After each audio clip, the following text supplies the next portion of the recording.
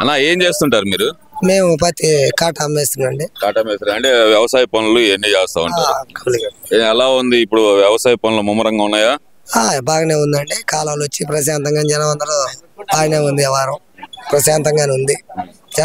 చంద్రబాబు నాయుడు వస్తేనే కరువు వచ్చింది అంటున్నారు కదన్న, ఎక్కువగా అదే ఒక ప్రచారం చేస్తున్నారు కదా. మరి వీళ్ళు వచ్చి ఈ ప్రభుత్వం వచ్చిన తర్వాత రైతులందరూ ఆరిపోయారనే మాట జగన్మోహన్ రెడ్డి పదే పదే చెప్తున్నారు, వైఎస్ఆర్సీపీ నాయకులు చెప్తున్నారు. అది వాస్తవం అట్లా మాట్లాడు ఏమండి. ఇప్పుడు అతను 3 ఏళ్ళు వచ్చింది, కాలం రాలా. ఇతను వచ్చాడు, కాలం వచ్చింది. కాలం వచ్చేది రాంది అదంతా దైవ నిర్ణయం మీద ఉంటది. ఇప్పుడు వర్షం పడిద్దా అంటే జగన్మోహన్ రెడ్డి వర్షం పడిద్ది, చంద్రబాబు వచ్చేది వర్షం పడిద్ది. వీళ్ళిద్దరు ఏమైనా వర్షపాతం పరిస్థితి ఆధారపడలేరుగా. అది దైవ నిర్ణయం. ఎవరు వస్తే మిగులుతుందా లేదా అన్నది ఒక ప్రశ్న. వచ్చినప్పుడు మామూలుగా చంద్రబాబు వచ్చినప్పుడు అందరికీ ₹1 మిగిలిద్ది, అతను వచ్చినప్పుడు వాళ్ళకి రూపాయి మిగిలిద్దని వాళ్ళు చెప్పుకుంటారు. అసలు అది వర్షాభావ పరిస్థితి. కాలువలకి దానికి వీటికి సంబంధం లేదండి.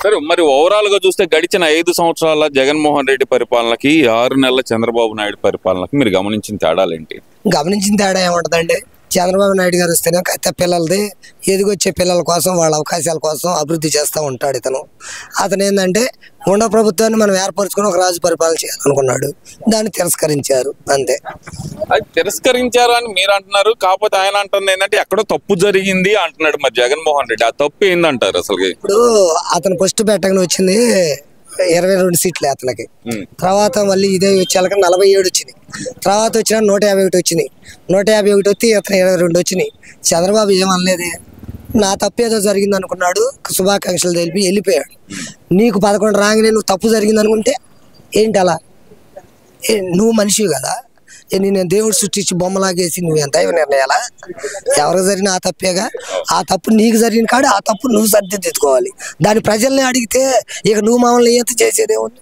అంటే ప్రజల్లో ఇప్పటికీ నన్నే ముఖ్యమంత్రి అనుకుంటున్నారు, చంద్రబాబును ముఖ్యమంత్రి అనుకోవట్లేదు. అంటే ఈవీఎం మిషన్ లో ఏదో తేడా జరిగింది అనేది వాళ్ళ వాదన. మరి దాన్ని ఎలా చూడాలి?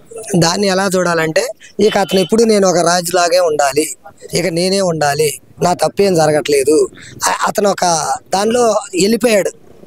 ఏంటి ఇక మిగతా వాళ్ళతో సంబంధం లేదు, వాళ్ళ మిగతా సంబంధం లేదు, నేనే ఒక రాజుని, నేను ఇలానే ఉండాలి అనుకుంటున్నాడు అతను.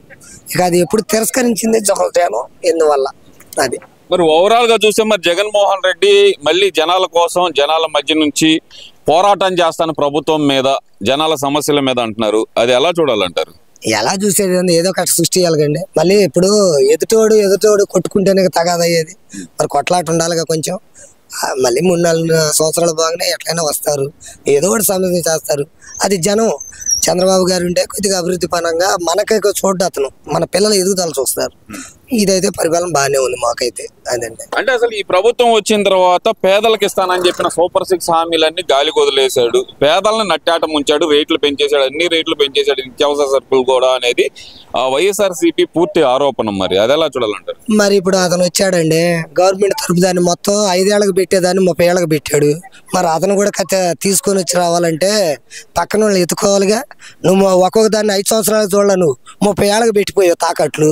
మరి యాడ్ నుంచి వస్తుంది ఇది రావాలి కదే, మరి ఎత్తుకోవాలిగా. 1 సంవత్సరం ఆపుతాడు, 2వ సంవత్సరం నుంచి అన్ని వదులుతాడండి. ఈ హామీ అనే పథకాన్ని వదలకుండా ఏమి ఉండడు, చేస్తాడు. కాకపోతే టైం పట్టింది. రాగానే వేయాలి చేయాలంటే ఎవడు వల్ల కాదు. కొత్త పిల్లని ఎత్తుకొని వస్తే ఇక మనం పెళ్లి చేసుకుంటే ఎందుకండి అలా. అంటే ఆయన అంటుంది 40 ఏళ్ళ అనుభవం ఉంది కదా చంద్రబాబు నాయుడుగా, 6 నెలలు టైం సరిపోదా ఎన్ని చక్క పెట్టుకోవటానికి అనేది వైఎస్ఆర్సీపీ వాళ్ళ ఆరోపణ. మరి దాన్ని ఎలా? ఇప్పుడు 6 నెలలు టైం అడిగాడు కదా, మేము ఇంకొక 2 నెలలు టైం అడుగుతున్నాం. సంక్రాంతి దాకా టైం వెయిట్ చేయండి. టైం వెయిట్ చేస్తే సంక్రాంతి లోపు ఆ సూపర్ 6 అనేదాన్ని చేస్తారు. ఇక్కడ ప్రధానంగా చూసుకుంటే గనక జగన్మోహన్ రెడ్డి యుద్ధం చేస్తాను అంటున్నాడు కదా ప్రజల తరపున, ఎలా చూడాలంటారు? చేయాలండి, చేయకుండా ప్రతిపక్షం అనేది ఉండాలి. ప్రతిపక్షం అనేది ఉండాలి. యుద్ధం చేయకుండా ఉంటే ఇతను అలానే తయారవుతారు. ప్రతిపక్షం ఉండాలి, చేయాలి, కానీ అభివృద్ధి పని చేయాలి. నేను నొక్కాను అయిపోయిందంటే జనం పనిచేసాను అంటున్నాడు కదా ఆయన, మీరు అప్పులు తెచ్చారు అంటున్నారు. డబ్బులు పంచారయ్యా, ఆయన డబ్బు అని ఏం డబ్బు పంచట్లేదు ఎవరికి పంచినా. అది చదువుకొని అనుకునేవాడు క్వశ్చన్. అసలు చదువుకునేవాడు క్వశ్చన్ ఏంటంటే ఆయన పంచినా ఈయన పంచినా మనమే తెచ్చిన బిల్లే అది. ఆయన ఆయనకి తెత్తనాడు. ప్రధానమంత్రి మోడీ మనకా అప్పు, లేకపోతే జగన్మోహన్ రెడ్డి కను చంద్రబాబుకా? ఎవరు పంచినా ఇతరు పంచినా మన డబ్బే. పంచలేదు అనుకుంటారు. అసలు మనకు కావాల్సిన సమస్య ఏంటి? ప్రజలకి మనది అయిపోయింది. మన పిల్లలు ఎదిగొచ్చే వాళ్ళకి ఒక అభివృద్ధి పథకం కావాలి. వాడు అభివృద్ధిని ఎంచుతున్నాడు, అది గొప్పతనం. అంతేగాని నేను ఏసి అంటే ఏసినోడు తీసుకొని చచ్చిపోతున్నాడు. వాడి పిల్లగాడికి ఏంటి సమస్య? ఉద్యోగాలు ఇచ్చాను అంటున్నాడు జగన్మోహన్ రెడ్డి. ఎవరు? జగన్మోహన్ రెడ్డి చెబుతున్నాడు. మరి మేము వచ్చి 6 నెలలు అయింది, ఆయన 5 సంవత్సరాలు గడిచింది కాబట్టి ఇచ్చాను అన్నాడు. ఇప్పుడు ఈయన 2 సంవత్సరాలు గడిచాక నేను 5 లక్షలు ఇస్తా అన్నాడుగా. 5 లక్షల మందికి ఉద్యోగం ఇస్తా అంటున్నాడు కదా. ఇంకా బాధ ఏంటి?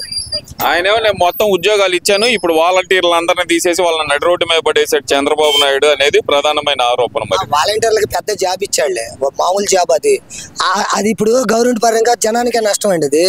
ఎందుకంటే అందరు వాలంటీర్లు ఊరకు కూర్చున్నా కానీ ఇబ్బంది లేదు. అక్కడ ఊరకు కూర్చుంటున్నారు సచివాలయం, ఆ కూర్చున్న వాళ్ళని తీసుకొని అతను డబ్బులు పనిచేస్తున్నాడు. అది గొప్ప పనే. ఇప్పుడు మీ 5,000 మేము కట్టాలి, జనం నువ్వు కడతావు. జగన్మోహన్ రెడ్డివి నీ బటన్ ఊరకు నొక్కించారా? ఈ అప్పు అంతా నీ ఒక్కడో కడతావా? జనం కట్టాలి. ఇప్పుడు తల్లికి వందనం అంటూ 15,000 ఇస్తానన్న చంద్రబాబు నాయుడు తల్లికి వందనం తీసేసి తండ్రికి మాత్రం 100 రూపాయలకు ముందు బుడ్డి పథకం తీసుకొచ్చాడు. ఇదేం పరిపాలన అంటున్నారు. మరి దాన్ని ఎలా చూడాలంటారు? మరి జగన్మోహన్ రెడ్డి గారు 200 రూపాయలు పెట్టి క్వార్టర్ అమ్మారండి, ఇతను 100 పెట్టి అమ్మాడు. కాకపోతే ఇంట్లో తగాదాలు తగ్గుతున్నాయిగా. మీరు అట్లా కూడా ఆలోచించవచ్చుగా.